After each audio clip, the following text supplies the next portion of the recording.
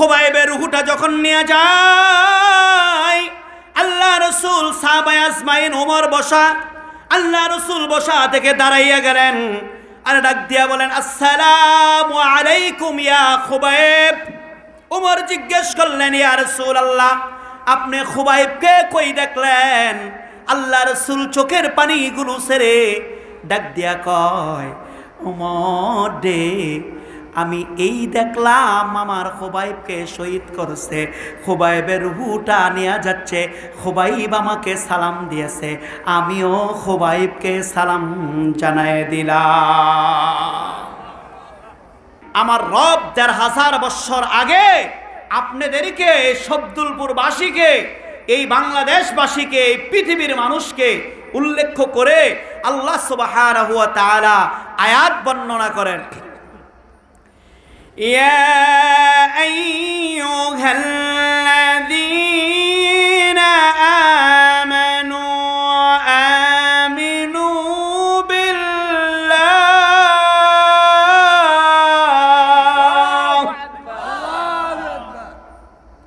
কি কয় আল্লাহ? আল্লাহ নাক দিয়া কয়, হ্যাঁ ঈমানদারেরা, তোমরা ঈমান আনো আল্লাহর উপর। কার উপর? আল্লাহর উপর। ডাক দিছে কাদেরকে? আল্লাহ।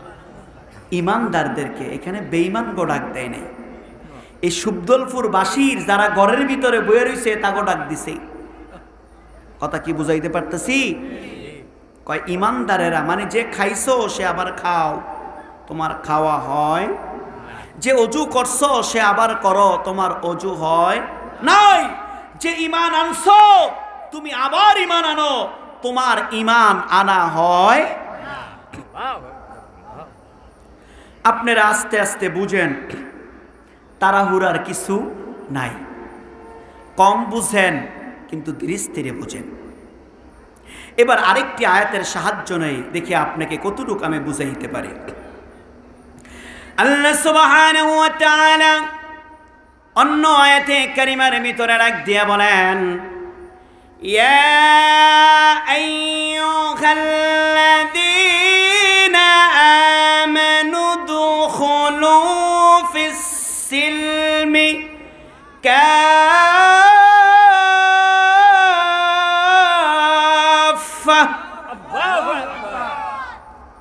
আল্লাহ সুবহানাহু ওয়া তাআলা ডাক দিয়া বলেন, হে ঈমানদারেরা, তোমরা পরিপূর্ণ ইসলামের ভিতরে প্রবেশ করো, পরিপূর্ণ করো। অর্ধেক ঢুকছ, অর্ধেক বাহিরে আছে, এই ইসলামের কোনো দাম নাই। এই অর্ধেক ঢুকা আর অর্ধেক বাহির হওয়ার ব্যবধানটা আমি আপনাদেরকে একটি শেখ সাদি রহমতুল্লাহ আলাইহি উদাহরণ দিয়া বুঝাই। শেখ সাদি রহমতুল্লাহ আলাইহি নাক দিয়া বলেন, হ্যাঁ দুনিয়ার মানুষেরা, তোমরা যদি দেখো একটি সাপ রাস্তার মাঝখানে গর্তের ভিতরে কিছু অংশ ঢুকেছে আর কিছু অংশ বাহিরে আছে, এই সাপটা দেখলে তোমরা কি করবা? তোমরা কি আদর কইরা কইবা তোমরা ভিতরে ঢুইকা যাও? কি বলেন? কেউ কইব? দৌড়াইয়া বাড়িতে যাবে, যাইয়া লাঠি নিয়ে নে রে ভাই,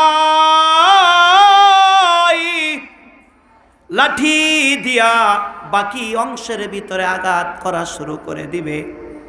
এবার আঘাত করতে করতে সাপটার যখন মাজা ভেঙে যাবে, রক্ত প্রবাহিত হবে, এই সাপটা বাঁচবে না মরবে? কি বাঁচবো না মরবো? এই জন্য রে ভাই, শেখ সাদি রহমতুল্লাহ আলাইহি নাক দিয়া বলেন, হ্যাঁ দুনিয়ার মানুষেরা, তোমরা অর্ধেক ঈমান ইসলামের ভিতরে ঢুকছ আর অর্ধেক বাহিরে আছে। অর্ধেক ঢুকছ আর অর্ধেক কোথায় আছে? বাহিরে আছে। এখন আপনারা বলবেন যে হুজুর, আমাদের বাহিরে তো নাই, আমরা পরিপূর্ণ ইসলামের ভিতরে ঢুকছি। আপনাকে বাহিরে আছে না পরিপূর্ণ ঢুকছেন? বাহিরে আছে, পরিপূর্ণ ঢুকছি না। ঢুকতে পারছি? আপনি একটু সময় করে কথাটা বুঝেছেন। আপনি নিচে ইমানদার, নিচে তাহাজ্জুদ গুজারি, কিন্তু রে ভাই আপনার ঘরে আপনার মেয়েটা আপনার ছেলেটা 5 ওয়াক্ত নামাজ জামাত পড়ে না, আপনার স্ত্রী ঘরের ভিতরে পর্দা করে না, বলেন পরিপূর্ণ ঢোকা হইছে নি? কি বলেন, ঢোকা হইছে না বাহিরে আছে? কথা বুঝতে পারতেছেন? তার মানে নিচে ঢুকলাম, আমার ছেলেকে ঢুকাইলাম না, আমার মেয়েকে ঢুকাইলাম না। তার মানে আমি ঢুকলাম, আমার স্ত্রী ছেলে মেয়ে ঢুকলো না, আমি পরিপূর্ণ ইমানদার হইতে পারি নাই, আমি পরিপূর্ণ আমি ইসলামে প্রবেশ করতে। এবার আসেন রে ভাই, আমি নিজে ইসলামের ভিতরে ঢুকলাম, কিন্তু আমি সুদ খাওয়া ছাড়লাম না, ইমানদার হইতে পারছি না। আমি নিজে ইসলামের ভিতরে প্রবেশ করলাম, কিন্তু আমি ঘুষ ছাড়তে পারলাম না, আমি পরের আইলটা ঠেলা ছাড়তে পারলাম না, আমি পরের উপরে জুলুম ছাড়তে পারি নাই, আমি পরিপূর্ণ ইসলামের ভিতরে প্রবেশ করতে পারছিনি। বলেন পারছি?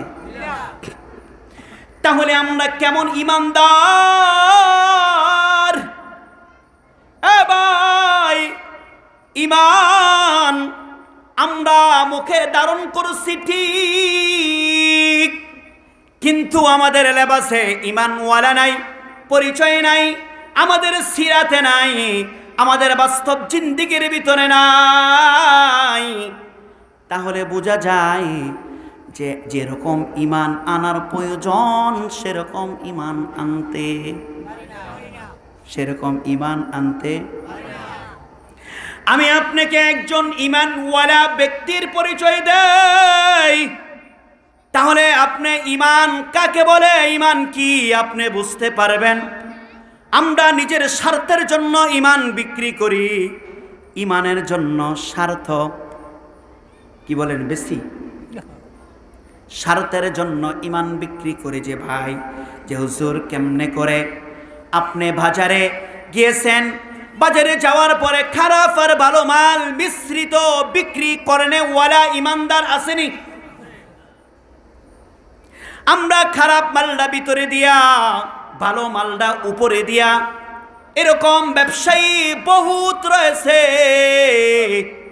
তার মানে স্বার্থ হবে, বালাটা দেখাইয়া খারাপটাও যদি বেচতে পারি মুনাফা বেশি হবে, আমি মুনাফা বেশির জন্য ঈমানকে আমি বিক্রি করলাম। কি বলেন, কথা ঠিক কিনা? আপনারা আমার ওয়াজকে কিভাবে দেখেন তা আমি জানি না, কিন্তু আল্লাহর কোরআন থেকে কথা বললে 2টা ফজিলত আসবে। কয়টা? 1, আল্লাহর নূর আপনার কলবের ভিতরে যা পয়দা হবে। সুবহানাল্লাহ।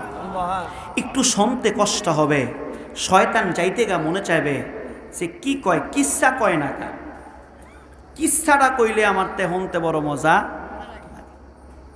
আল্লাহর এই কিচ্ছা কইতে কইতে আল্লাহর কোরআনের আমরা তলে ফেলাই দিছি। আসেন কোরআন হাদিস সামনে রেখে যেটুকু কিচ্ছা আসে বলার চেষ্টা করব ইনশাআল্লাহ। আমি একজন ঈমানওয়ালা ব্যক্তির কথা আমি আপনাকে শোনাই, কি কেমন ঈমানদার ছিল রে ভাই। খুব ভালো করে বোঝার চেষ্টা করেন। ইমাম আহমদ ইবনে হাম্বল রাহমাতুল্লাহি আলাইহি, নামটা কি? ইমাম আহমদ ইবনে হাম্বল, তার মানে হাম্বলি মাযহাবের যিনি ইমাম। ওই দেশের শাসক ছিলেন জালিম বাদশাহ। কি বাদশাহ? জালিম বাদশাহ ছিলেন শাসক। ওই বাদশাহ হঠাৎ করে দেশের ভিতরে লটনা করলেন, কোরআন আল্লাহর মাখলুক, কোরআন আমাদের মতো আল্লাহ বানাইছে, আমাদেরকে যেরকম আল্লাহ বানাইছে কোরআনকেও আল্লাহ বানাইছে। এইটা আল্লাহর মুখের কালাম না, কন্যা নাউজুবিল্লাহ। কি কয়? এইটা আল্লাহ কি বানাইছে, এইটা আল্লাহর মুখের কালাম না। এই কথা বলল কে?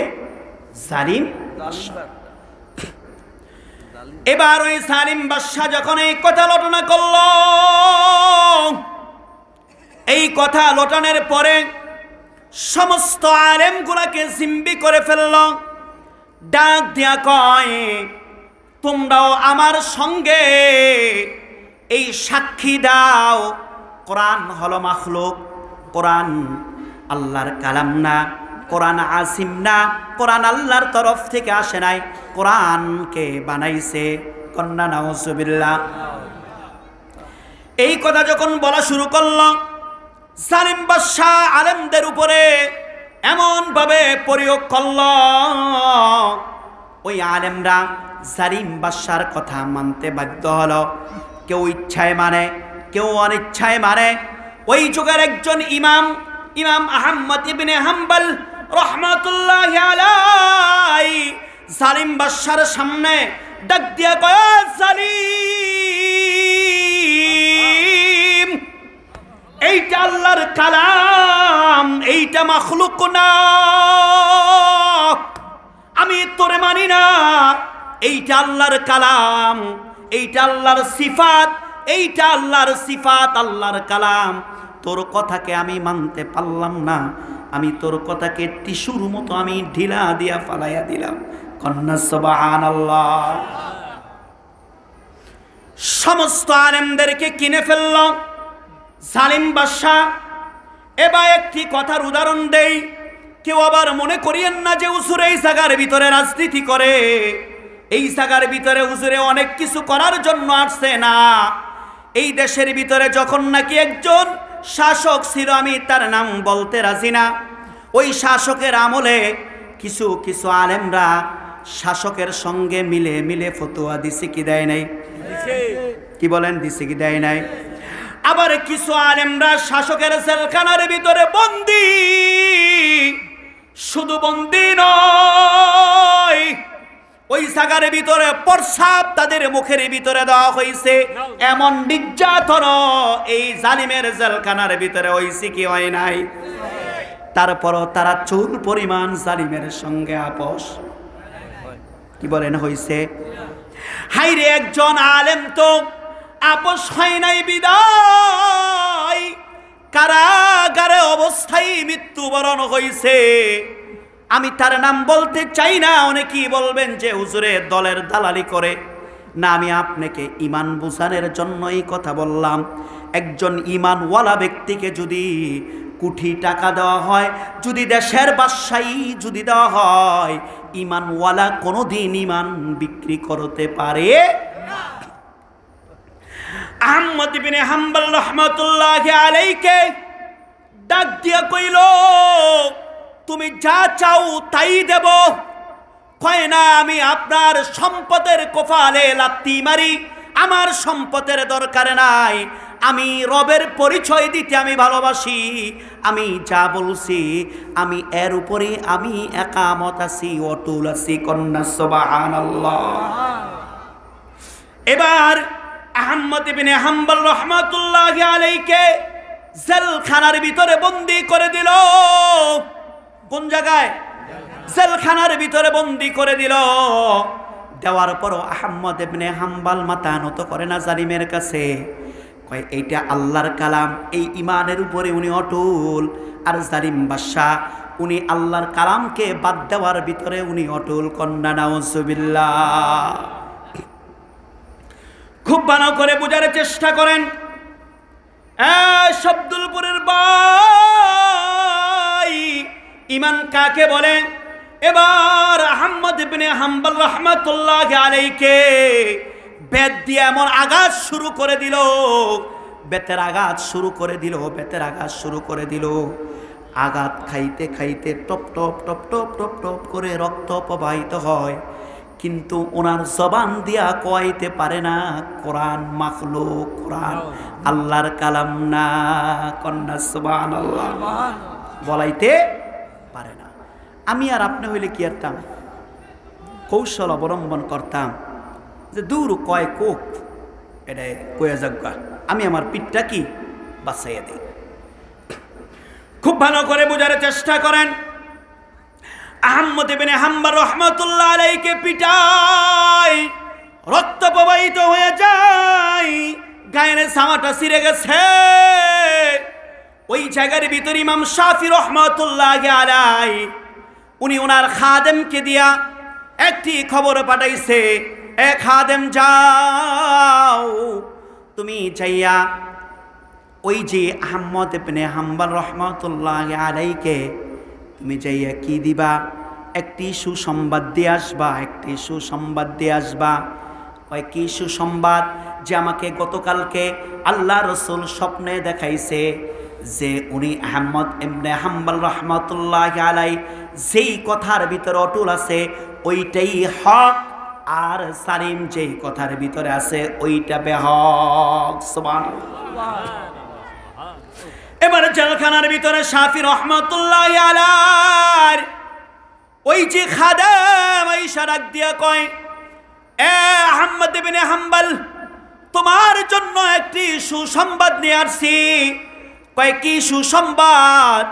কয় তোমার জন্য যে সুসংবাদটা নিয়ে আসছি, এই সুসংবাদটা হচ্ছে তুমি যেই কথার উপরে অটল আছো এইটাই হক। আমার নবী ইমাম শাফিকে স্বপ্নের যোগে জানাইছে। কন্যা সুবহানাল্লাহ। এবার ডাক দিয়া কয়, যদি আমাকে কেউ কোনো সুসংবাদ দেয়, রাসূলের সুন্নাত হচ্ছে তাকে কিছু হাদিয়া দেওয়া। এ শাফির খাদেম, আমি তোমাকে কিছু হাদিয়া দিতে চাই। জেলখানার ভিতরে এমন কোনো হাদিয়া নাই যে আমি তোমাকে দেব। তাই তুমি একটি কাজ করো, আমার গায়ের জামাটা আমি খোয়াইয়া তোমাকে হাদিয়া দিয়া দিলাম। এতদিন এই গায়ের জামার ভিতরে এই গায়ের জামাটা থাকাতে একটু বেতের বাড়িটা কম লাগছে। আমি জানি এই জামাটা খুলিয়া দিলে বেতের আঘাতে আমার পিঠের চামড়া ফেটে যাবে, আরো বেশি কষ্ট হবে, কিন্তু তারপরে দিয়েও আমি রসুলের সুন্নত ছাড়তে রাজি না। জেলখানায় আছে কিন্তু রসুলের সুন্নত ছাড়ে।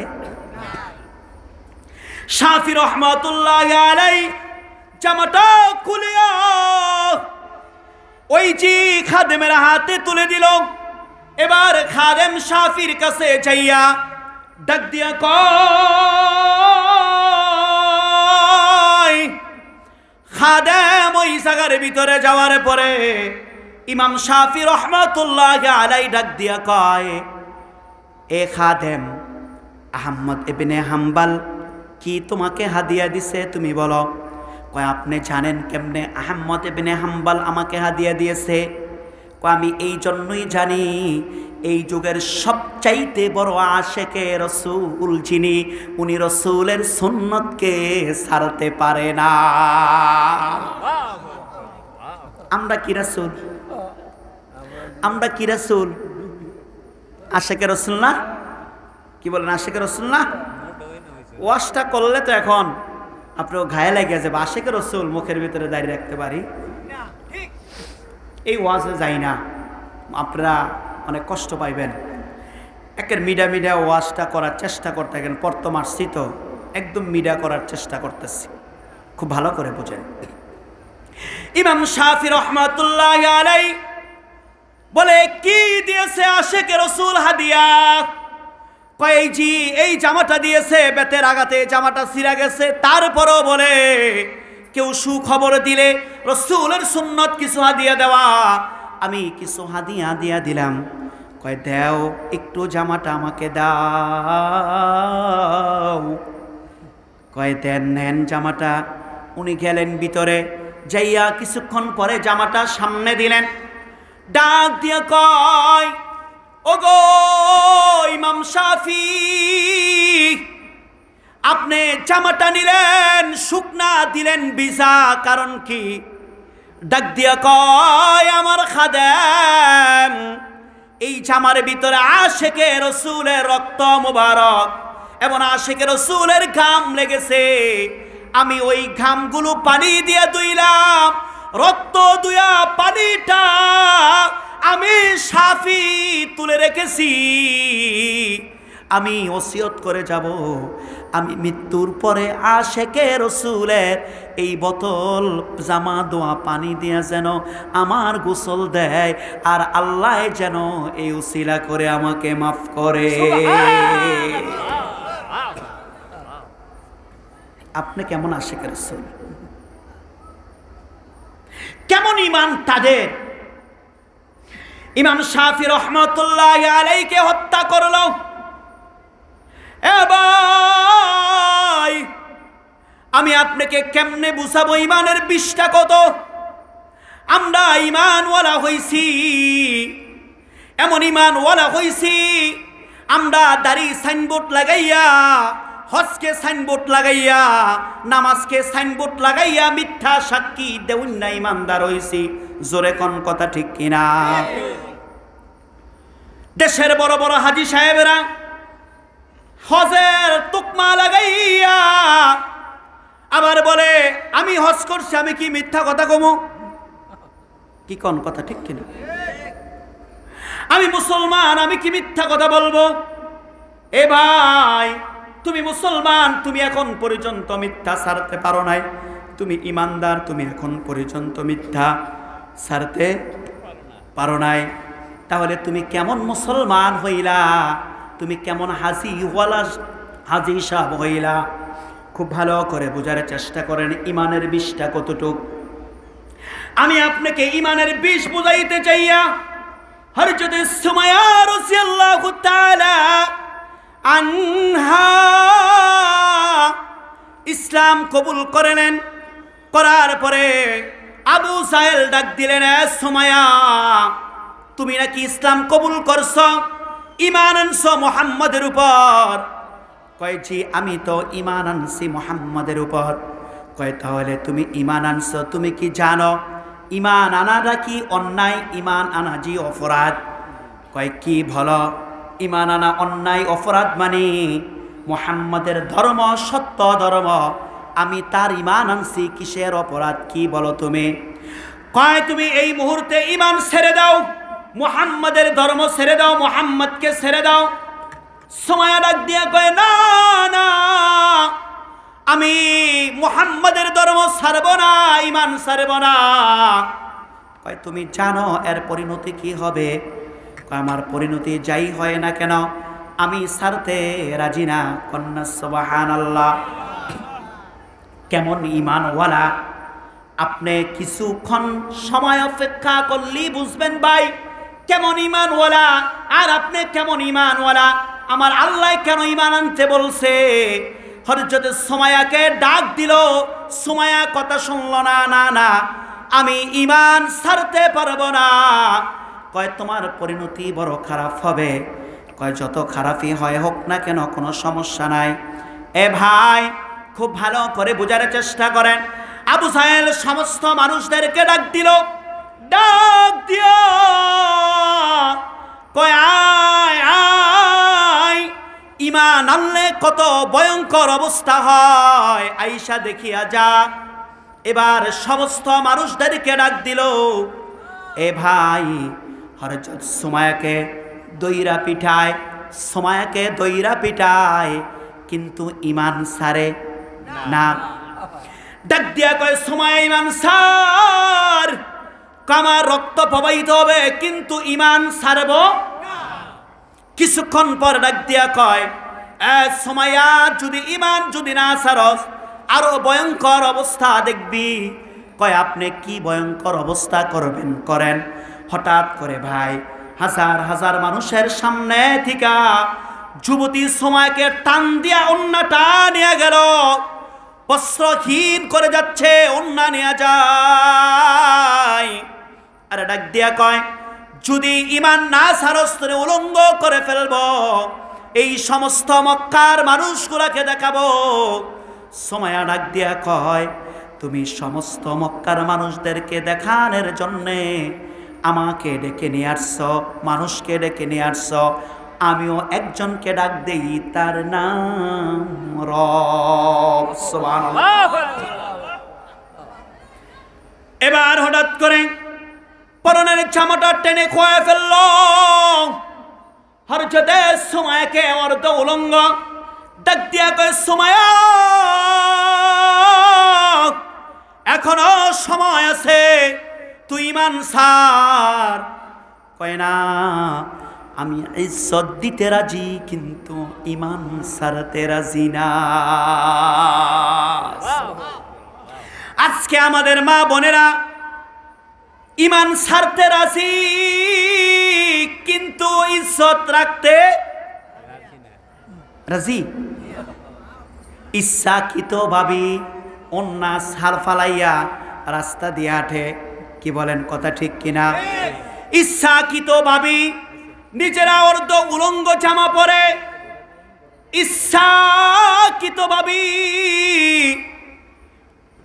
তারা অন্যগুলো ফালাইয়া কি যেন বলে, মাথা খুলিয়া ইচ্ছাকৃত ভাবি রাস্তা দিয়া হাঁটে। কি বলেন, কথা ঠিক কিনা? ইচ্ছাকৃত ভাবি, তার মানে ইমানের কোনো কি নাই, দাম নাই। দাম কিসের? ফ্যাশনের দাম, শয়তানির দাম। জোরে কোন, কথা ঠিক কিনা? আর হযরতে সুমাইয়া রাদিয়াল্লাহু তাআলা আনহা ডাক দিয়া কয়, আমাকে ইজ্জত নিয়ে নাও, কিন্তু ঈমান আমি দেব। কিছুক্ষণ পরে নিচের অঙ্গর পোশাকটা টান দিয়া খয়া দিলেন। সুমাইয়া উলঙ্গ। সুমাইয়া ডাক দিয়া কয়, ও আল্লাহ,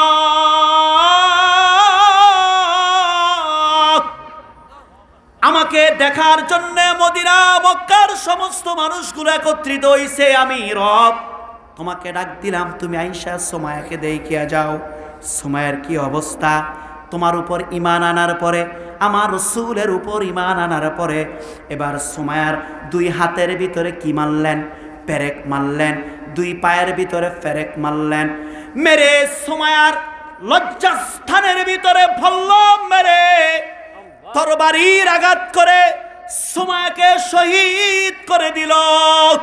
কিন্তু সুমাইয়া জীবন দিয়া দিলেন, কিন্তু একটি মুহূর্তের জন্য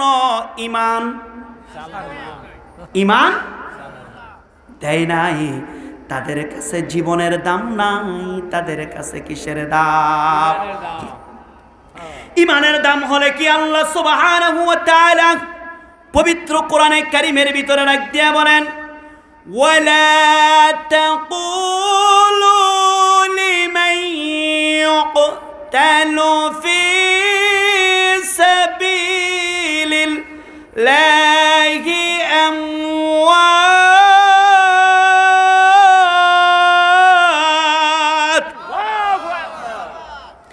যারা আমার রাস্তায় যারা ঈমান দিল, যারা আমার রাস্তায় ঈমান দিল, জীবন দিল, কিন্তু ঈমান কোন নাস্তিকদের কাছে, বেঈমানের কাছে ঈমান বিক্রি করে নাই।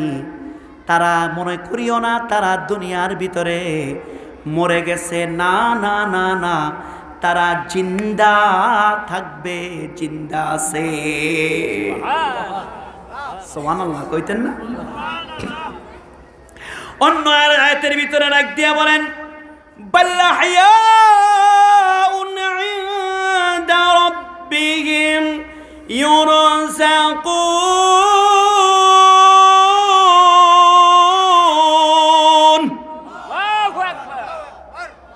অন্য আয়াতের ভিতরে রাখ দিয়া বলেন, যারা আল্লাহর রাস্তায় জীবন দিয়েছে, ঈমানের উপর অটল ছিলেন, ঈমানের উপরে কায়েম ছিলেন, ওই সমস্ত মানুষগুলো কোনোদিন মৃত্যুবরণ করে না। কবরের ভিতরে রিজিক পায় কার কাছ থেকে?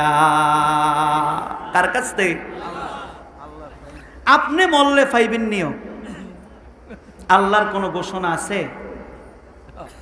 তার মানে আপনার ভিতরে কি নাই? ঈমান। আপনি কি আল্লাহ ডাক সুবহানাহু ওয়া তাআলা ডাক দিয়া বলেন, ইয়া আইয়ুহাল্লাযীনা আমানু আমিনু বিল্লাহ।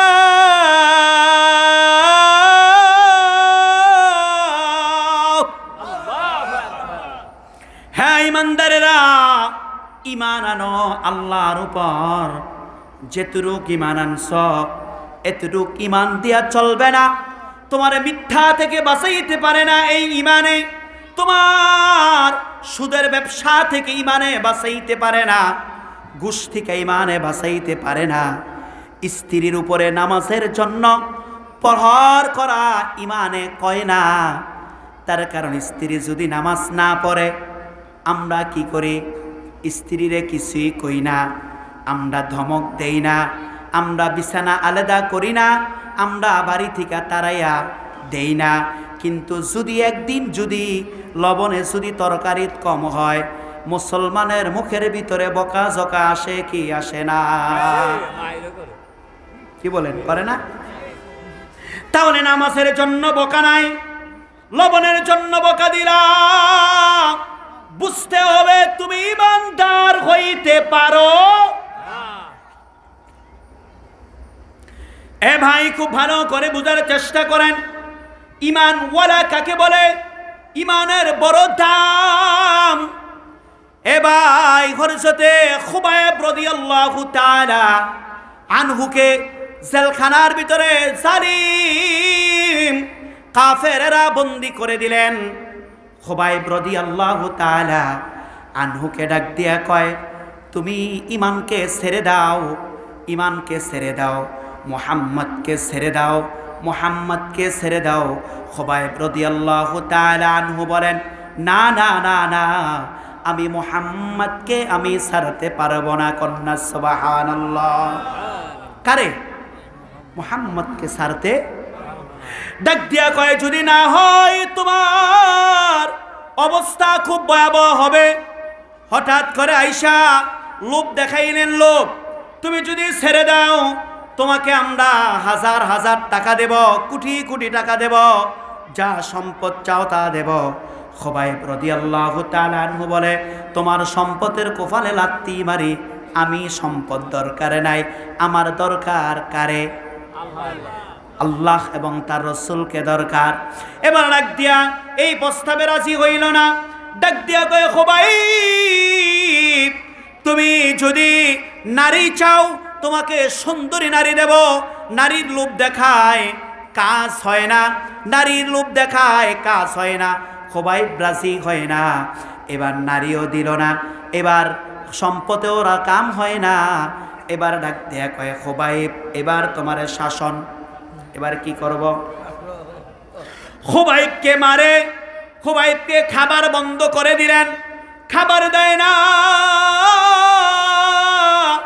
একদিন না, দুই দিন না, খুবাইবকে 1 মাস পর্যন্ত খাবার দেয় না।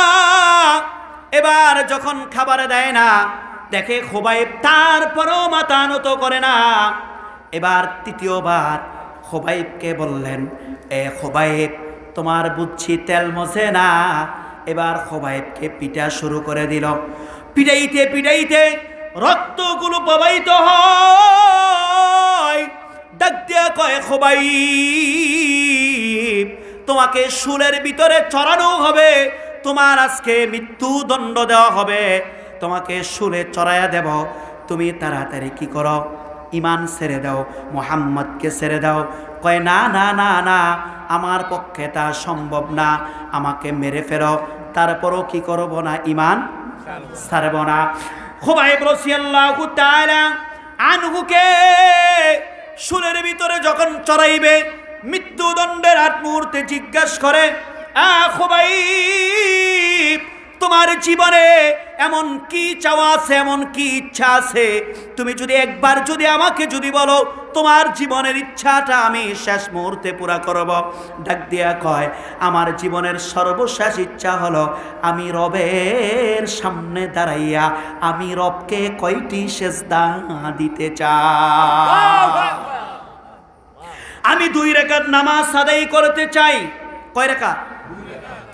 এবার খুবাইব রাদিয়াল্লাহু তাআলা আনহু রবের সামনে দাঁড়াইয়া 2 রাকাত নামাজ আদায় করলাম। রবকে ডাক দিয়া কয়, ওগো রব, আমি আপনার পায়ের ভিতরে সেজদা দেই, মৃত্যুর আগ পর্যন্ত আমি আপনার উপরে অটল থাকতে চাই, আমি আপনার উপরে অটল থাকতে চাই। এবার দীর্ঘ সময়টা করলেন না, দীর্ঘ সময় করলেন না, খুব দ্রুত নামাজ শেষ করে ফেললেন। এই জন্যই দ্রুত নামাজটা শেষ করলেন। খুবাইব চিন্তা করলেন, জালিম হয়তো বলবে মৃত্যুর ভয়ে ওই নামাজ লম্বা করছে, মৃত্যুর ভয়ে বুঝি দোয়া লম্বা করছে। না না না, মুসলমান মরার জন্য ভয় পায় না। কিন্তু দুর্ভাগ্যের বিষয়, আমরা আশিকে রাসূল, আমরা মুসলমান, আমরা মরার জন্য ভয় পাই না, মুখটা কই, কিন্তু কাছে কর্মে মরারে এমন ডরায় যদি বেশকি দেয় আর আমাদের হুঁশ থাকে না। কি কোন কথা ঠিক কিনা? করোনার সময় দেখা গেছে মানুষে মানবতার মাথা খাইছে, স্বামী স্ত্রীর সাথে শোয় না, মরার বিলে আবার কি পায় না? ভয়। তার কারণ স্ত্রীতে যদি করোনা এসে পড়ে, হাই রে বাবা, সন্তানের সঙ্গে ঘুমায় না, সন্তান থেকে করোনা এসে বুঝি বাবা এ মৃত্যুবরণ করবে। এই তো আমাদের মানবতা, এই তো আমাদের ইসলাম, এই তো আমাদের সমাজ, এই তো আমাদের নীতি, এই তো আমাদের ভয়। সরে কোন কথা ঠিক কিনা? বাবা মারা গেছে, সন্তান চায় না, সুইফার আনছে ডাইকা বাবারে কবরে দিয়ে আসতো, কন্যা নাউজুবিল্লাহ। ওই সুইফারেরা মিলে কয়েকজন কেয়ারটেকার কবরের মিলে কোন রকম জানাজা হইছে বা না হইছে দিয়ে আসছে। আমরা আবার মুসলমান দাবি করি, কি কোন কথা ঠিক কিনা? আমরা কিসের মরণের ভয় করি না? যদি এই দেশের মানুষ যদি মরণের ভয় না করত, জালিম সরকার এই দেশের ভিতরে শাসক করতে পারত না। কি কোন কথা ঠিক কিনা? এই দেশের চেয়ারম্যানেরা গুন্ডামি আর বদমাশি করতে পারতো না, সঙ্গে সঙ্গে দিন মজুর দাঁড়ায় যাইত, আমার মৃত্যুর ভয় নাই।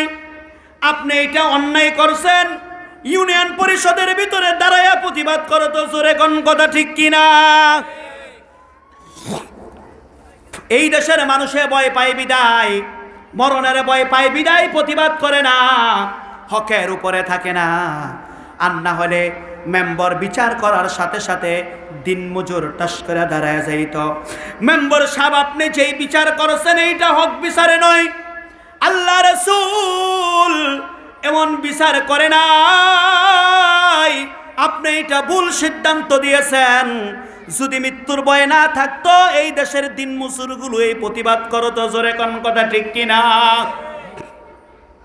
এই দেশের মানুষ ভয়, মৃত্যুরে ভয় পায় বিদায় কোনো প্রতিবাদে নাই। কি কোন কথা ঠিক কিনা? কোনো হক কথার ভিতরে নাই। যেমনে নাচাও তেমনে নাচি, পুতুলের দোষ কি? মানে যেমনে আছি তেমনে ভালো আছি। আল্লাহ সুবহানাহু ওয়া তাআলা ডাক দিয়া কয়, এ বেঈমান, যেমনে আসত এমনে তুই ভালো নাই, ভালো থাকতেও পারবি না। এ ভাই কোদারা সামনের দিকে অগ্রসর হয়। হযরত খুবাইব রাদিয়াল্লাহু তাআলা আনহু ডাক দিয়া কয়, মুসলমান তো মৃত্যুর ভয় করতে পারে না। না, মুসলমান মৃত্যুর সামনে কল্লা দিতে দেরি হইবে এইটা জালিম বুঝবে, তা হতে পারে না, তা হতে পারে না।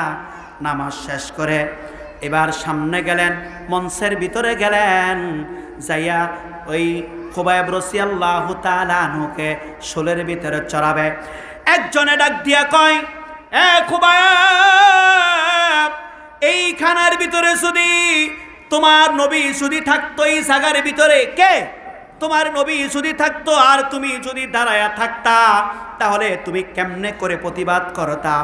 খুবাইব চিৎকার দিয়া ডাক দিয়া কয়, হে খবিস, মুখের ভিতরে কতগুলো কানা হাত বান্দা পা বান্দা, মুখের কতগুলো থুতু নিয়া ওই জালিমকে নিক্ষেপ করল। নিক্ষেপ করে বলে, হে জালিম, আমার জীবন থাকতে আমার রসুলের পশমের একটা ক্ষতি হইতে দিতাম না। জীবন থাকতে কিনা আমি দিতাম। আপনারা মনে করছেন ইসলাম এমনে এমনে, আপনি ইসলাম ধর্ম কর্ম পালন করছেন, এইটাই বুঝি ধর্ম? না না না না, এই ইমানটা বড় কঠিন বিষয়। আর ইমান যদি আপনার ভিতরে যদি একবার নিয়ে আসেন, দেখবেন আল্লাহর কাছে আপনার এত মর্যাদা। খুবাইব চলে গেছে ১৫০০ বছর আগে, খুবাইব আজও পর্যন্ত জিন্দা আছে না মুর্দা? এ ভাই খুব ভালো করে বোঝার চেষ্টা করেন, কথা সামনের দিকে অগ্রসর হয়। খুবাইবকে শোলের ভিতরে চড়াইলেন। খুবাইবের রুহুটা যখন নিয়ে যায়, আল্লাহ রসুল সাহাবায়ে আজমাইন ওমর বসা, আল্লাহ রসুল বসা থেকে দাঁড়াইয়া গেলেন আর ডাক দিয়া বলেন, আসসালামু আলাইকুম ইয়া খুবাইব। ওমর জিজ্ঞেস করলেন, ইয়া রাসূলুল্লাহ, আপনি খুবাইবকে কই দেখলেন?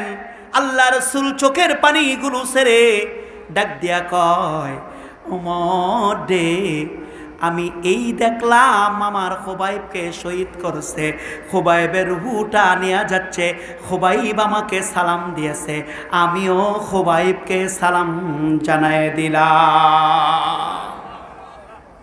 আপনারে সালাম দিছে রসুল? দিছে? তাহলে কিসের ইমান আনলেন মিয়া? বড় বড় আলাপ পারে সার দোহানে, আমরা ইমানদার, আমরা এইটা, আমরা সেইটা। মিয়া সাপ, তোমার বড় বড় আলাপ, এই আলাপ থাকবো। আবার কিছু কিছু মানুষ আবার কয়, হুজুররা বালা হইলে কি মাইর খায়? কি কোন কথা ঠিক কিনা? হুজুররা বালা হইলে কি মাইর খায় না খারাপ হইলে মাইর খায়? এই কথা সেই নাস্তিক কয় যে হুজুররা বালা হইলে মাইর খায়। হুজুর গো ভিতরে আমার নবী আছে কি নাই? জোরে কোন আছে কি নাই? আমার নবী মাইর খাইছে কি খায় নাই? এই নাস্তিক, তুমি কেমনে করে এই কথা তোমার মুখ দা বাইর হইল? তুমি তো কইতে কইতে আমার নবী পর্যন্ত চলে গেলা। আমার নবী কি খারাপ মানুষ? তার মানে মাইর খায় খারাপেরা? কি বুঝাইতে চাও? এ ভাই খুব ভালো করে বুঝার চেষ্টা করেন। আল্লাহ রাসূল সাল্লাল্লাহু আলাইহি ওয়াসাল্লামের সামনের দাঁত ভাঙছে খারাপ হওয়ার জন্য না, ইমানের উপর অটল থাকার জন্য।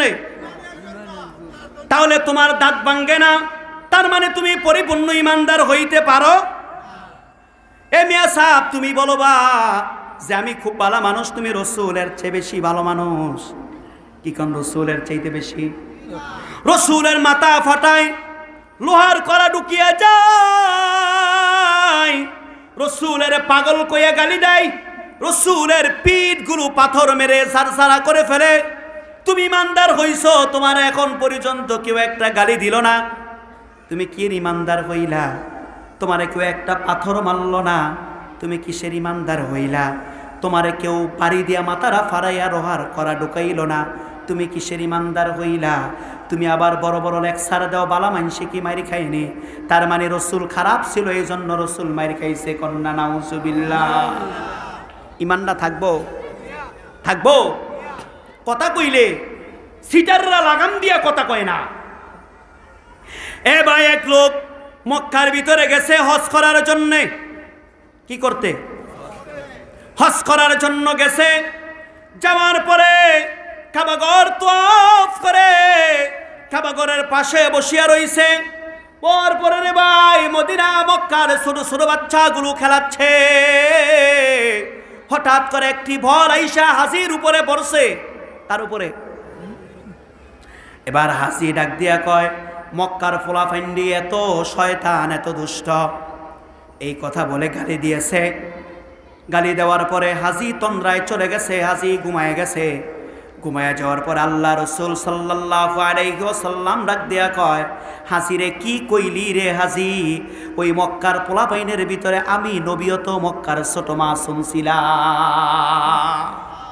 কি কলি কি? এই জন্য ভাই কথা বললে হিসাব করে বড় লাগাম দিয়া বলতে হবে। আপনাদের মতো ইমানদার ওয়ালাদের জন্যই আজকে হক্কানি আলেমদের এবং হক ইমানদার ওয়ালাদের এত সমস্যা। আপনি যদি মনে করেন যে আপনি ইমানদার হয়ে গেছেন, না হইতে পারেন নাই, আমি আপনাকে দলিল দিচ্ছি। ইমাম হোসাইন রাদিয়াল্লাহু তাআলা আনহুর যুগের ভাই দুই ইমানদার, একজন হলো হোসাইন আর একজন হলো ইয়াসিদ। কি কোন কথা ঠিক কিনা? ইয়াসিদও কালিমা পড়ছে, হোসাইনও কি কথা বুঝেন? ইয়াসিদও কালিমা, হোসাইনও কালিমা। ইয়াসিদও ইমানদার, হোসাইনও ইমান। এ ভাই দুই ইমানের ভিতরে পার্থক্য এতটুক, একজন ইমানদার আশিকে রাসূল আহলে বায়াত, একজন ইমানদার আল্লাহর প্রেম আর রাসূলের প্রেম ভিতরে, আর একজনের ইমানদারের ক্ষমতা লোভ ভিতরে। কথা বুঝেননি? একজনের কি প্রেম কিসের ভিতরে? মদিনাওয়ালা আর আল্লাহর প্রেম ভিতরে। আরেকজনের প্রেম কিসের? ক্ষমতা কিসের? তাহলে আপনারা সেই ইমানদার হইছেন, এই ইমানদার ইয়াসিদের মতো ইমান, ক্ষমতার লোভ। আর হুসাইনি ইমানদার আশিকে রাসূলের ইমান, ক্ষমতার লোভ না। এই জন্য রে ভাই ইমান দুই প্রকার। আপনি শব্দুলপুরের ইমান হলো কেমন? সংসার করনে ওয়ালা ইমান, তার মানে কোন রকম বাজার করে কোন রকম করে সংসার চালানো, হারাম হারাম না বাইসা ক্ষমতার মতো বড় লোক হওয়া, ইয়াসিদের মতো ইমানদার হওয়া। আরেকজন ইমানওয়ালা আশিকে রাসূল হোসাইনি ইমান হচ্ছে রে ভাই, যে উনি মাপ দিবে 100 বার তওবা করবে আর বলবে, ভাই এই যে জিনিসটা একটু পচা, তোমার ভালো লাগলে নাও, এই জিনিসটা উপরে ভালো মালটা সাজাইবে না, উপরে আর নিচে একই রকম মাল রাখবে, ভাই তুমি দেখিয়া নাও, আমি তোমার এখানে ছোট আছে বড় আছে, আমি কিনে আনছি ভাই, মন চাইলে নাও। একজন হোসাইনি ইমানদার এই কথা বলবে, আর ইয়াসিদি ইমানদার বলবে উপরে ভালোটা দিয়া তলে কি। যেমন ইয়াসিদের মুখে দাড়িও ছিল, ইয়াসিদের মাথায় পাগড়িও ছিল, ইয়াসিদের সুন্দর লেবাসও কি ছিল, কিন্তু ভিতরে ছিল কি? জোরে কোন কি ছিল? তাহলে বাজারে ইয়াসিদি ব্যবসায়ী আছে কি নাই? জোরে বলেন, জোরে কোন আছে কি নাই? ইয়াসিদি মুসলমান যারা রে ভাই, ইয়াসিদি ইমানদার যারা, দাড়িও থাকবে, টুপিও থাকবে, সব থাকবে রে ভাই, কিন্তু মিথ্যা কথাও তার ভিতরে থাকবে কি থাকবে না? জোরে কোন 100 বার করে থাকবে। কিন্তু হুসাইনি মুসলমান যারা, তাদের জীবন যাবে কিন্তু মিথ্যা বলতে পারবে। ইয়াসিদি মুসলমান যারা, তারা এ ভাই তারা অন্য মুসলমানের উপর আক্রমণ করবে। আপনারা পিছনে তাকায়েন না, এই দিকে তাকান। শয়তান তো ঢিলা মারবি মুসলমানের ইমান নেওয়ার জন্যে, মুসলমান অটুল হিসাবে বসে থাকবো ইনশাআল্লাহ। ইয়াসিদি মুসলমান যারা রে ভাই, মুসলমানের উপরে আক্রমণ করবে। বাংলাদেশ এই পর্যন্ত আমলিকার বিএনপি যখন লাগে, মুসলমান মুসলমানের উপরে মারে না মুসলমান হিন্দুর উপরে মারে? কথাটা বুঝেন, কথা বুঝেন? এ ভাই ইয়াসিদি মুসলমান বাংলাদেশের ভিতরে অভাব নাই। ইয়াসিদ মুসলমান, কিন্তু হুসাইনের উপরে সীমার, হুসাইনের কলিসার উপরে বসিয়া যায়, বুকের উপরে বসিয়া যায়, বসিয়া তরবারি চালায়। কিন্তু আমগো বাংলাদেশের ভিতরে ইয়াসিদি মুসলমান যারা ক্ষমতায় আইলে, অন্য মুসলমানের উপরে তরবারি চালানে মতো মুসলমান আছে কিনা? আবার এই দল যখন ক্ষমতায় যাইবে, ওই দলের মুসলমানকে কচুকাটা করবে। কি কোন কথা ঠিক কিনা? তাহলে আমরা ইয়াসিনী ঈমান পাইলাম, কিন্তু হুসাইনি ঈমান আমরা কলবের ভিতরে কি করতে পারি নাই? ধারণ করতে পারি নাই। যদি পারতাম তাহলে আমাদের ঈমান আরো কি হইতো? মজবুত হইতো, ঈমানওয়ালা জিন্দেগি হয়ে যাইত। ভাই খুব ভালো করে বোঝার চেষ্টা করেন।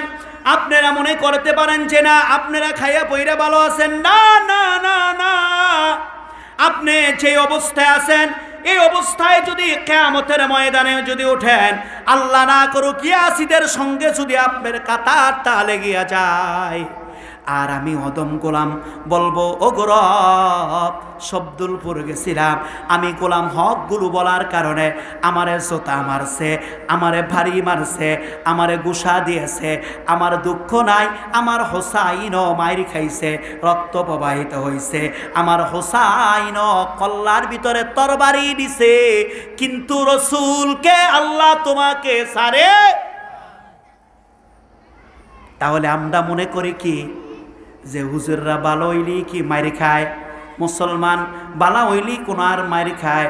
আপনি কি বুঝাইতে চান হোসাইন খারাপ ছিল? কি বলেন ছিল? আসেন ভাই কথাটা সামনের দিকে অগ্রসর হয়। চার মাযহাবের আরেকজন ইমামের নাম, আমাদের মাযহাবের যিনি ইমাম, ওনার নাম ইমামে আবু হানিফা রহমাতুল্লাহি আলাইহি। ইমামে আবু হানিফা রহমাতুল্লাহি আলাইহিকে প্রস্তাব করল জালিম সরকার, প্রস্তাব করল ইমাম আপনি আমাদের দেশের বিচারপতি হয়ে যান, কাজী হয়ে যান। ইমাম আবু হানিফা রহমাতুল্লাহি আলাইহি ডাক দিয়া কয়, আমি বিচারপতি জালেম সরকার থাকতে আলেম বিচারপতি হইয়া নাই বিচার করতে কি বলেন পারবো? আমনগো দেশের চেয়ারম্যান থাকতে হুজুরে নাই বিচার করতে পারবো না। জিগাইব দাম আছে কোনো? জিগাইব কোনো বিচারে জিগা? আরে আমরা এত পণ্ডিত, তালাকের ফতুয়া তো বিচারকেরা দিয়ালায়। কি কোন কথা ঠিক কিনা? আরে কেউ শুনে নাই, দূরও এমন কইয়ালে মুখ দাবারে আছে, মিলে যা। কি কোন কথা ঠিক কিনা? আরে কত বড় ফতুয়া বাস, হেতে লাগে যে তোর মেম্বার হইছি বিদায়, এলাকার মাপদর হইছি বিদায়, পুরা ইজমা কেয়াস এবং তার তালাকের সব ফতুয়া তার মুখস্থ হয়ে গেছে। আপনি যে ফতুয়া দিয়ে মিলাই দিলেন, সত্যিকারের তালাক যদি হয়ে যায়, যেতগুলো সন্তান হবে সব হারামজাদা হবে। আর কিয়ামতের ময়দানে এই যার সন্তানগুলো আপনার পাশে আইসা দাঁড়াবে যে কেন আপনি বুয়া ফতুয়া দা মিলাইলেন। আজকে আমরা যার সন্তান হিসাবে কিয়ামতের ময়দানে বিবেচিত হইলাম, কেন এই কাম করলেন? এসম কি জব দিবেন? জব দিতে পারবেন? তাহলে এত ফতুয়া বাসকিরি হুজুর লাগে না? আরে হুজুররা কইব কি, হুজুর লাগে না তার, তাই জন্মের সময় হুজুর লাগে, মৃত্যুর সময় লাগে, মাঝখানে লাগে কি লাগে না? কি বলেন লাগে কি লাগে না? এত ফতুয়াবাজি, এত পণ্ডিত, তারপরও একদিন ইমামতি করতে পারে না, হেতে হেতে ফতুয়া দিতে জানে। কি কোন কথা ঠিক কিনা? এতে ওই কি যেন বলে কাজল দেওয়ানের বয়াতি গান হইন না, হেতে ফতুয়া দিয়ালায়। মৌলবীরা কি জানে, বয়াতি যা জানে ও। কি কোন কথা ঠিক কিনা? মৌলবীরা জানে না, বয়াতি সব জানিয়ে লেছে। আর হেতেও হেই বয়াতি গানে যায় বিস্মিতের গান শুনতে শুনতে এতে চোখ দা পানি বাইরে কি সিটার কত বড়, এতে চোখ দা পানি বাইর করে লায়। অথচ এই চোখ দিয়া আল্লাহ ভয়ে একটা দিন চোখের পানি বাহির হইল। এ ভাই খুব ভালো করে বুঝার চেষ্টা করেন। ইমাম আবু হানিফা রহমাতুল্লাহি আলাইহিকে সমাজের দেশের শাসক বললেন বিচারপতি বানাই। কয় না না না, যেখানে জালিম সরকার ওইখানে বিচারপতি আমি হইতে পারবো? কয় যদি বিচারপতি না হও অবস্থা ভয়াবহ হয়ে যাবে। কয় আমার যত ভয়াবহ হয় হোক। এই ভাই জেলখানার ভিতরে বন্দি করলো। কোন জায়গায়? জেলখানার ভিতরে বন্দি করলো। জেলখানার ভিতরে বন্দি করার পরে ইমামে আজম আবু হানিফাকে বেতের বাড়ি দিয়া পিটায়, বেতের বাড়ি দিয়া পিটায়। কোনোভাবেই ওনার মুখ থেকে স্বীকার করাইতে পারে না আমি জালিম সরকারের আইন মানব। কয় না, আল্লাহ এবং তার রসুল ব্যতীত আর কাউকে আমার পক্ষে মানা সম্ভব। এবার ভাই কয় ওকে এমনে মানলে হবে না, এমনে করে মানলে হবে না। কয় তাহলে কি করতে হবে? কয় মুরা মাকে নিয়ে আসো। মাকে নিয়ে আসলেন। মাকে আনার পরে ইমাম আবু হানিফা রহমাতুল্লাহি আলাইহির পিঠ থেকে জামাটা উধাম করে, মানে পিঠটা বাহির করে জামাটা সরাইয়া, জালিম সরকারের সেই দালালেরা চাবুকের বাড়ি এমন জোরে দেয়, এক একটা বাড়ির আঘাতে রক্তগুলো ছিটকে ছিটকে ওয়ালের ভিতরে লেগে যায়। আবু হানিফার মায়ের চোখের সামনে আইসা পানিগুলো পড়ে, রক্তগুলো পড়ে। আবু হানিফার মা কান্দে, আবু হানিফার মা কান্দে। ডাক দিয়া কয়, এ আবু হানিফা, ওই দেখ তোর মায় কান্দে, তোর মার মুখের দিকে তাকাইয়া হলো তুই ইমানটা ছেড়ে দে, জালিম সরকারের কথা মেনে নে। কয় না, আমার জীবন যাবে তো আমি জালিমের কথা মানতে পারবো। এবার মার কান্না দেখে ইমাম আবু আবু হানিফা রহমাতুল্লাহি আলাইহি ডাক দিয়া কয়, মা গো, তুমি কেন কান্দো? তোমার বুঝি কষ্ট হয় গো মা, তোমার বুঝি কষ্ট হয়? ডাক দিয়া কয়, না রে বাবা, আমি এই জন্য কাঁদি না, আমি কাঁদি তুই নিয়ে আবার কষ্টে ইমান ছেড়ে দেস। কন্যা সুবহানাল্লাহ। ইমামে আজম আবু হানিফার মা ডাক দিয়া কয়, এ আবু নুমান, আমি মা তোকে বললাম,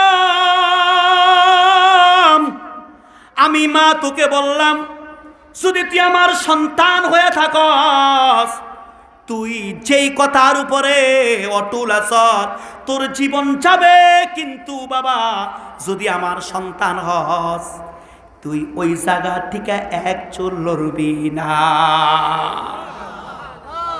কেমন মা, কেমন মা! আর আপনারা কেমন মা? হ্যাঁ ভাই, খুব ভালো করে বোঝার চেষ্টা করেন। ইমামে আজম আবু হানিফা রহমাতুল্লাহি আলাইহির মা ডাক দিয়া কয়, এ আবু নোমান, আবু হানিফা, আমার নাকের ভিতরে জান্নাতের ঘ্রাণ আসতেছে, মনে হয় যেন আমি শহীদের মা হইয়া কিয়ামতের ময়দানে উঠব। কন্যা সুবহানাল্লাহ। কিসের মা হইয়া? আহ, এ ভাই, ইমামে আজম আবু হানিফা রহমাতুল্লাহি আলাইহিকে ওই খাবারের ভিতরে বিষ মিশাইয়া ওই দেশের জালিম সরকার মারছে। কন্যা নাউজুবিল্লাহ। যেই জালিম সরকার ছিল সেও মুসলমান ছিল, ইমামে আজম আবু হানিফাও কি মুসলমান। তাহলে মুসলমানে মুসলমানে পার্থক্য আছে কি না? কি কোন আছে না? এই কথাটাই আল্লাহ সুবহানাহু ওয়া তাআলা ডাক দিয়া বলেন, এ দুনিয়ার মানুষেরা শোনো, ওই রকম ঈমানওয়ালা যদি হয়ে যাও, তাহলে সুসংবাদ নাও, সুসংবাদ নাও। ইন্নাল্লাযীনা আমানু ওয়া আমিলুস সালিহাতি কানাত লাহুম জান্নাতুল ফিরদাউসি নুজুলা।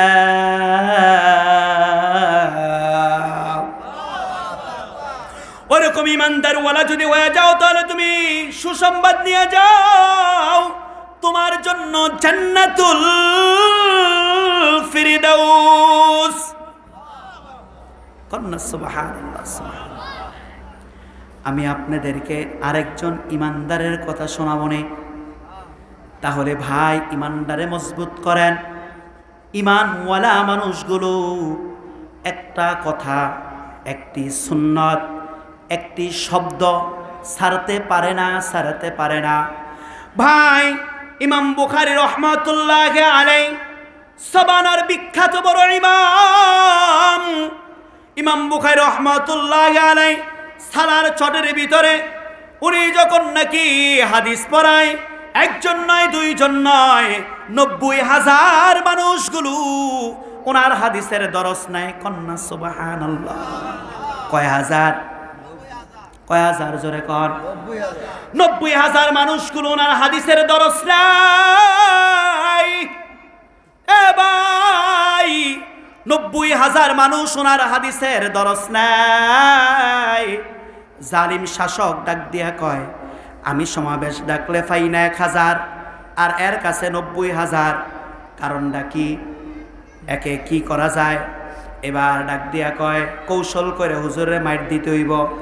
আমগো দেশে এরকম আছে নাকি হুজুরদের ওয়াজে হাজার মানুষ, কিন্তু নেতাগো সমাবেশে কি নাই জোরে কন, লোক নাই। এবার নেতারা পারমিশন, এবার একটা সিস্টেম চালু করলো, পারমিশন ছাড়া বাংলাদেশে ওয়াজ নাই। কি কোন আছে কি নাই? এই সিস্টেম অনেক আগের থেকে আসছে, আমি আপনাকে শোনাই, আপনি শোনেন। ইমাম আবু হানিফা রাহমাতুল্লাহ, ইমাম বুখারী রাহমাতুল্লাহ আলাইহি ডাক দিয়া বললেন, ইমাম বুখারী, আমার ছেলে 2 জনকেও তোমার কি পড়াইতে হবে? হাদিস পড়াইতে হবে, তবে ওই সালার চরে বৈশা পড়বে না, তারা পড়বে রাজপ্রসাদে। তুমি রাজপ্রসাদের ভিতরে আইসা হাদিস পড়াইবা। এবার ডাক দিয়া কয়, না না না না না, আমি রসুলের হাদিস, ইমানকে আমি কিছু হালুয়া রুটির জন্য আমি বিক্রি করব না। কন্যা সুবহানাল্লাহ। আমার কাছে যদি হাদিস শিখতে হয়, রসুলের হাদিসকে আমি অপমান করতে পারবো না। তোমার কাছে একরকম, ওনার কাছে একরকম, এবং ইনসাফ বেনসাবি বিচার আমি ইমাম বুখারী করতে পারবো না। যদি হাদিস শিখতে হয় তাহলে এই জায়গার ভিতরে বসে শিখতে হবে। কয় কি কয়? আমার দেশও থাইকা আমার দেশের নাগরিক পড়ায় আমার কথা শুনতো না। এবার কয় পুলিশ পাঠাইয়া দিলেন। 90,000 ছেলে মেয়ে লেখাপড়া করে, পুলিশ আইসা ডাক দিয়ে, হুজুর কেন পড়াই দিয়েছেন? পারমিশন আসেনি? কাটতে অনুমতি লইয়া হাদিস পড়ান, সরকারের তো অনুমতি লইছেন। কি বলেন, কথা ঠিক কিনা? এই দেশের মাদ্রাসার পারমিশন লাগে মাদ্রাসা করতে, ওয়াজের পারমিশন লাগে, কিন্তু গান কইতে আর গায়ে হলুদ করতে আর এই দেশের ড্যান্স পার্টি করতে আর কোনো কি লাগে না, পারমিশন। কি কোন কথা ঠিক কিনা? ভাই ইমাম বুখারী রাহমাতুল্লাহ আলাইহি ডাক দিয়া কয়, আমার জীবন যাবে তারপরও আমি রসুলের হাদিস আমি তোমার কাছে বিক্রি করব না। উনি দেশ ছাইরা চলে গেলেন, যে আমি দেশে আর থাকবো না।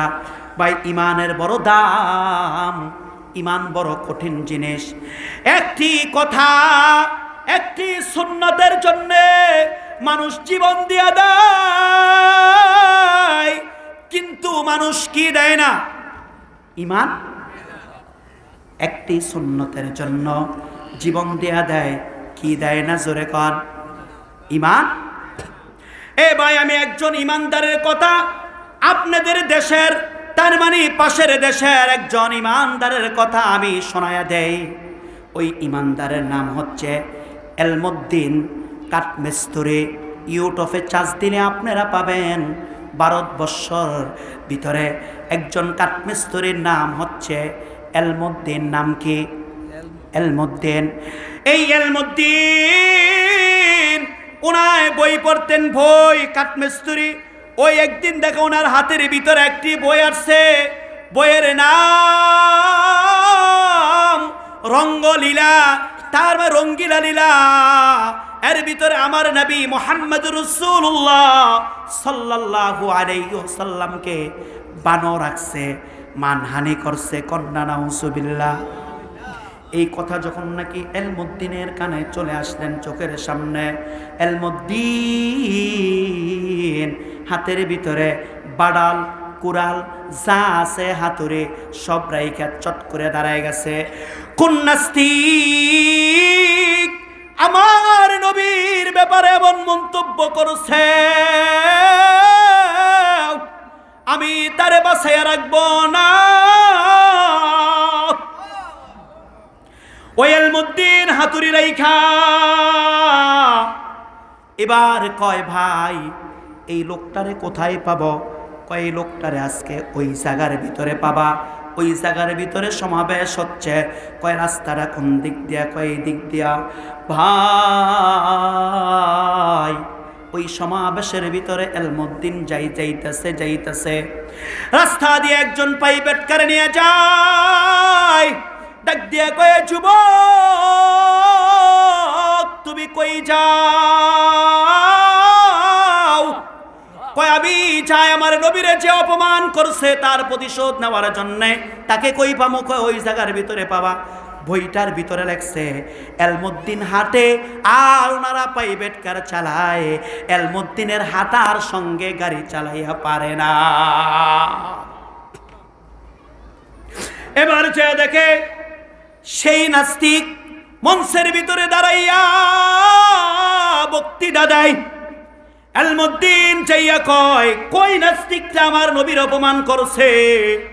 এবার ছট কইরা কয়, ওই জি দেখা যায়। এবার এলমুদ্দিন লাফ দিয়ে স্টেজের ভিতরে উঠছে।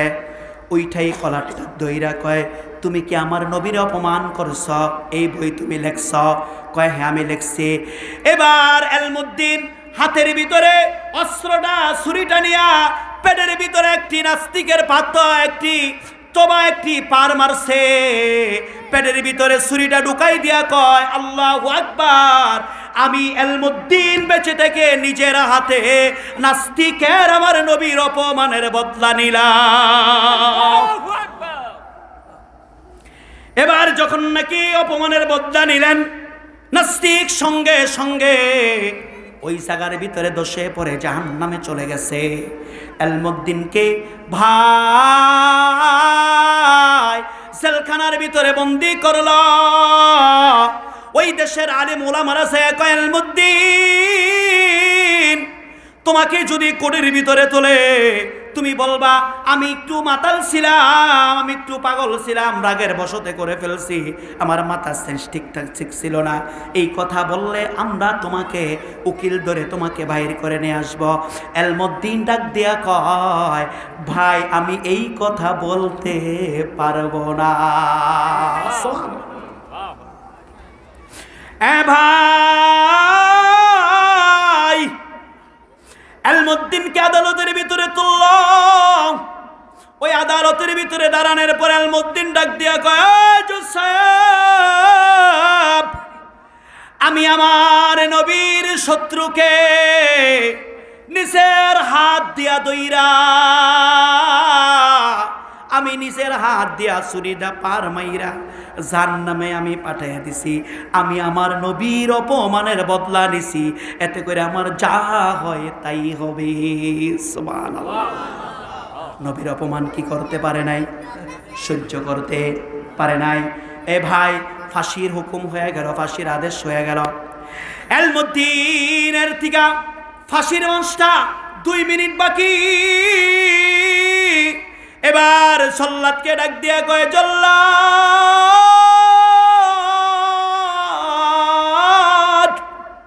তুই আমার ফাঁসি কোন সময় দিবি রে জল্লাদ?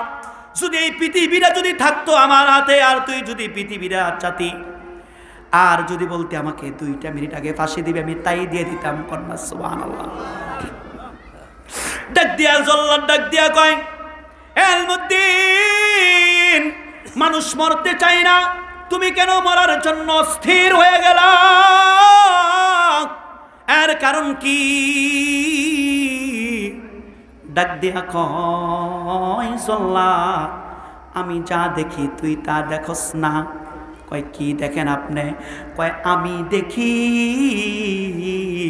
ওই ফাঁসির মঞ্চের ভিতরে আমার দয়ার নবী, মায়ের নবী, রহমাতুল লিল আলামিন নবী, কুল কায়নাতের নবী 2টা হাত পাতিয়া রাখছে আর ডাক দিতেছে, এলমুদ্দিন আয় আয় আয় আয় আয়, তুই আমার ইজ্জত রক্ষা করছ, আর আমি মদিনাওয়ালা নবী মদিনায় থাকবো, তোরে ফাঁসির কাস্টে ঝুলাবে, আমি এমন নবী না তুই আমার জন্য জীবন দিবি আর আমি মদিনায় শুয়ে থাকবো, তা হতে পারে না। না না, আমি তোকে নেওয়ার জন্যে আমি মদিনা থেকে ফাঁসির মঞ্চে চলে আসছি। এ বেঈমান কাকে বলে? আর আমরা কেমন ইমানদার? আমরা এই দুনিয়ার ভিতরে আমার রাসূলকে কত অপমান হয়, কত গালি হয়, কত কিছু হয়ে যায়, কিন্তু ভাই আমরা ওই রাসূলের যা হয় হোক না কেন, কিন্তু আমরা এই ব্যাপারে সজাগ না, জাগ্রত না। আমি কি যেন শব্দুলপুরবাসীকে জিজ্ঞাসা করতে চাই, এই শব্দুলপুরবাসী মরার পরে আমার রাসূলকে, আপনার একটি প্রশ্ন, আমার রাসূলের নামে কবরের ভিতরে আছে কি নাই? আছে। ওই যদি তুমি যদি হুসাইনি মুসলমান না হও, আশিক রাসূল যদি না হও, ওই কবরের ভিতরে যখন নাকি জিজ্ঞেস করবে মান হাসার রাজুল, তুমি এই নবীকে চিনোনি, কি জবাব দিবেন? আর কিছু কিছু মানুষগুলাকে কবরে রাখার সঙ্গে সঙ্গে জিজ্ঞেস করবে মান হাজার রজুল, এই নবীকে চিনোনি? আমার নবী মুনকার নাকিরকে ডাক দিয়া বলবে, এই মুনকার নাকির, এই শব্দুলপুরের আশেককে, পাগলকে তুই উল্টা প্রশ্ন করিস না। না না না, তার কারণ সারা জীবন নবী নবী নবী নবী বলিয়া কানছে, আমার একটি সুন্নত ছাড়ে নাই। এ ভাই, খলিফাতুল মুসলিমিন আমিরুল মুজাহিদিন ওমর রাদিয়াল্লাহু তাআলা আনহু দেশের ভিতরে খলিফা, কোন এক বাদশা তাকে দাওয়াত দিলেন, ইয়ামেনের বাদশা তাকে দাওয়াত দিলেন, যাওয়ার পরে ওনাকে কাঁটা চামচ দিলেন খাওয়ার জন্য। কি চামচ? কাঁটা চামচ দিলেন। সবাই কাঁটা চামচ ধরছেন, খাবেন, কাঁটা চামচ ধরছেন, কারণ এটা তো বাদশার দরবার, কাঁটা চামচ। উমর কাঁটা চামচগুলো সরাইয়া এবার নিজের হাত দিয়া খাওয়া শুরু করছে। কি দিয়া? সুবহানাল্লাহ সুবহানাল্লাহ। ডাক দিয়া কয়, ওমর তুমি কি শিষ্টাচার বুঝো না? তুমি কি আধুনিকতা বুঝো না? উমর ডাক দিয়া কয়, এ আল্লাহ রসুলের সাহাবীরা শোনো, আমার কাছে শিষ্টাচার রসুলের সুন্নতের চাইতে বড় আর কিছুই নাই, বড় আর কিছুই। কিন্তু আমরা রসুলের সুন্নতের ভিতরে জবাই দেরনেওয়ালা এমন মুসলমান আমরা আছি কিনা? এ ভাই, রসুলের সামনে যখন যে শব্দুলপুরে মুসলমান দাঁড়াইবা, খুব ভালো করে বোঝার চেষ্টা করো। ওই রসুল ডাক দিয়া বলবে মুনকার নাকির কে? মুনকার নাকির, উল্টা প্রশ্ন করিও না। এই শব্দুলপুরের মুসলমানরা, এই আশেকটা সারাটা জীবন আমি নবীর জন্য, আমি নবী নবী নবী নবী নবী বলিয়া কানছে। হায় রে, আমি নবীর কথাটা শুনলি পাগল হয়ে গেছে, আমি নবীর জন্য জীবনটা পর্যন্ত উৎসর্গ করতে রাজি হয়ে গেছে। আমি নবীর কথাটা শুনিয়া চোখের পানি ছেড়ে দিছে। কন্যা সুবহানাল্লাহ। এ ভাই, আমার রাসূল দুনিয়ায় জন্মগ্রহণ করে আব্বারও দেখে নাই, আম্মারও দেখে নাই, আব্বারে দেখে নাই, আম্মারে দেখছে কিছুদিন। ও ভাই, দুনিয়ার ভিতর আইসা বর্তমান যুগের ছেলেরা ওয়া ওয়া বলিয়া কান্দে, আমার নবী আইসা তোমাকে ডাক দিছে, ইয়া রব, ইয়া উম্মতি, ইয়া উম্মতি, এগো রব, আমার উম্মতের কি হবে? কন্যা সুবহানাল্লাহ। এই উম্মতকে বুকের ভিতরে ধারণ করে জীবনটাকে শেষ করছেন ভাই। এ ভাই, হযরতে আম্মা জান আয়েশা পিঠের ভিতরে তেল মারে, আর চোখের পানি গুলো দর দর দর দর করে ছেড়ে দেয়, দর দর দর দর করে ছেড়ে ডাক দিয়ে কয়, আয়েশা তোমাকে বললাম পিঠের ভিতরে তেল দিতে, তুমি কেন কান্দো? ডাক দিয়া কই, ইয়া রাসূলুল্লাহ, আপনার বুঝি বাবা ছিল না, মা ছিল না, বিদায় বুঝি ছোটবেলা আপনার বসন্ত হয়েছে, কেউ বুঝি চিকিৎসা করে নাই, পিঠের ভিতরে এমন বড় বড় গর্ত দেখা যায়। ডাক দিয়া কয়, আয়সা রে, এটি আমার বসন্তর দাগ না, ওই যে আমার কে বাইফের ময়দানে পাথর মারছে কাফেরেরা, আমি আমার উম্মতের জন্য এই পাথরের আঘাতগুলো আমি রাসূল সহ্য করেছি। কন্যা সুবহানাল্লাহ। ডাক দিয়া কয়, আয়েশা, কিয়ামতের ময়দানে যখন আমার গুনাহগার উম্মতগুলোকে যখন নাকি